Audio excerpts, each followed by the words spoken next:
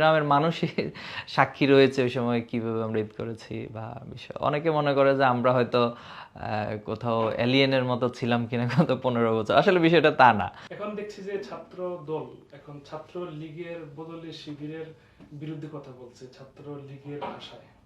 ছাত্র শিবির এবং ছাত্র দলের সম্পর্কের অবনতির কারণটা কি, বা এটাকে আসলে দিকে যাবেন। কিভাবে সহজ করা যায়? আচ্ছা, তো আমাদের কোনো বক্তৃতা বিবৃতিতে এখন পর্যন্ত আপনি পাবেন না যেটা কোনো কারণে ঐক্য বিনষ্ট করে। কারণ 5ই আগস্টের এই আন্দোলনের আগে আমরা সকলের অবদানকে স্বীকৃতি দিই। হ্যাঁ, যে কোনো জায়গায় কারো অবদান একটু বেশি থাকবে, কারো কম থাকবে, এটা স্বাভাবিক, এটা পৃথিবীর হিস্ট্রিক্যালি ট্রুথ যে কোনো বিষয়ে।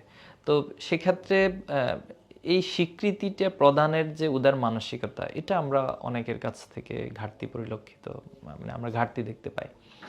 তো এখানে উদার হইতে হবে একটা বড় বিষয়। আর আমরা তো শুধু ছাত্র দল না, যে কারোর সাথে আরও যত আদর্শ আছে আমাদের একটাই দাবি, সেটা হলো আসুন আদর্শের একটা প্রতিযোগিতা হোক, সবাই তার নিজের আদর্শগুলোকে উপস্থাপন করি, কে কতটুকু চমৎকার আদর্শ উপস্থাপন করা যায় সেটারও একটা প্রতিযোগিতা হোক। এরপরে সাধারণ শিক্ষার্থীরা যার আদর্শকে পছন্দ হবে গ্রহণ করবে, যারটা পছন্দ হবে না তারা রিজেক্ট করবে।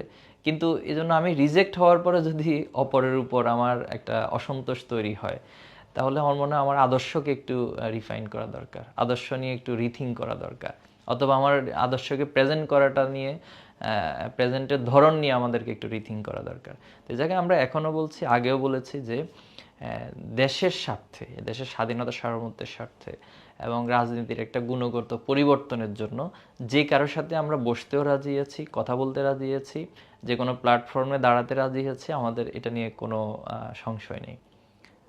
আচ্ছা, এমনিতে আগামী যে ডাকসু নির্বাচনের কথা বলা হচ্ছে বা ছাত্র সংসদ নির্বাচনের কথা বলা হচ্ছে, সেখানে শিবির কি এককভাবে প্যানেল দিবে, বা এই নিয়ে তারা কি ভাবছে, আপনারা কি ভাবছেন?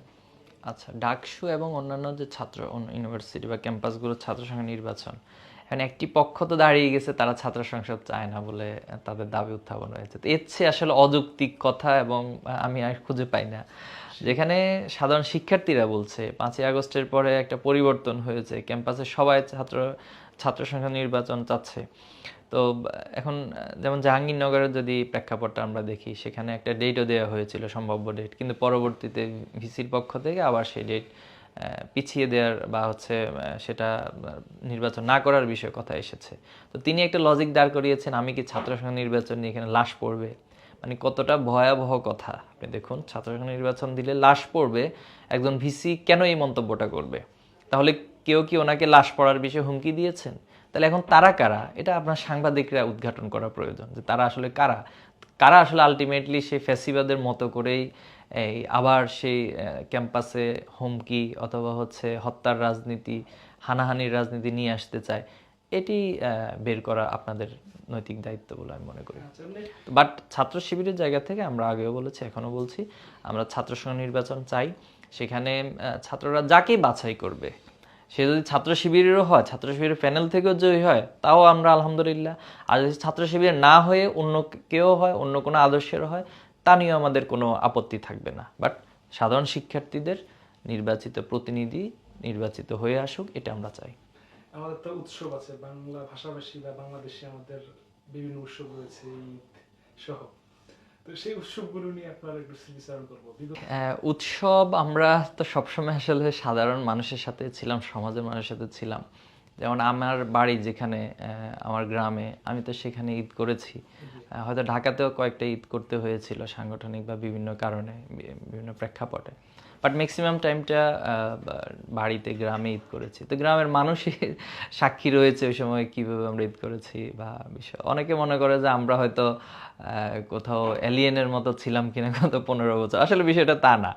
জাস্ট পার্থক্যটা একটাই, যে আগে মিডিয়াতে, মেইন স্ট্রিম মিডিয়াগুলো আমাদের বিষয়গুলোকে প্রচার করতেন না, অথবা তারা নিজেদেরও কিছু সীমাবদ্ধতা ছিল ফ্যাসিজম প্রতিষ্ঠা থাকার কারণে। তো এখন সেটা প্রচারিত হচ্ছে, মানুষ দেখছেন আমাদের কাজগুলো, এজন্য জাস্ট পার্থক্যটা এখানে।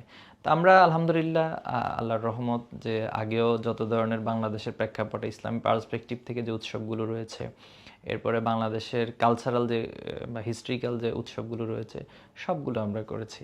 এবং আপনি আমাদের যদি বিগত সময়ের যে সোশ্যাল মিডিয়া প্ল্যাটফর্ম রয়েছে অথবা ওয়েবসাইট রয়েছে, সেখানে গেলে আপনি পাবেন আমাদের বিভিন্ন উৎসব পালনের দৃশ্যগুলো বা আমরা কিভাবে করেছি এগুলো বিস্তারিত সেখানে পাবেন। আপনার কোনো একটা ঈদের স্মৃতি যদি বলতেন। ঈদের স্মৃতি কি বলবো, ঈদের স্মৃতি তো অনেক আছে, এটা আমার মনে হয় খুব বেশি প্রয়োজন নাই, আচ্ছা, এগুলো লাস্ট প্রশ্নটা হচ্ছে প্রাসঙ্গিক বিষয়। যে জামাতের রাজনীতিতে আমরা দেখি যে ঢাকা বিশ্ববিদ্যালয় কেন্দ্রিক নেতাকর্মী শিবির সভাপতি জামাতের রাজনীতি, জামাতের মানে যে নেতাকর্মী বেশিরভাগই কিন্তু ঢাকা বিশ্ববিদ্যালয় কেন্দ্রিক হয়ে গেছে। আচ্ছা আচ্ছা, সরি মানে রাজশাহী বিশ্ববিদ্যালয় কেন্দ্রিক হয়ে গেছে, কিন্তু ঢাকা বিশ্ববিদ্যালয় এটা দেখা যাচ্ছে না, এর কারণটা কি? ছাত্র শিবিরের সিস্টেমটা হচ্ছে এখানে একটা সিস্টেমের মধ্য দিয়ে আসলে দায়িত্বশীল হন।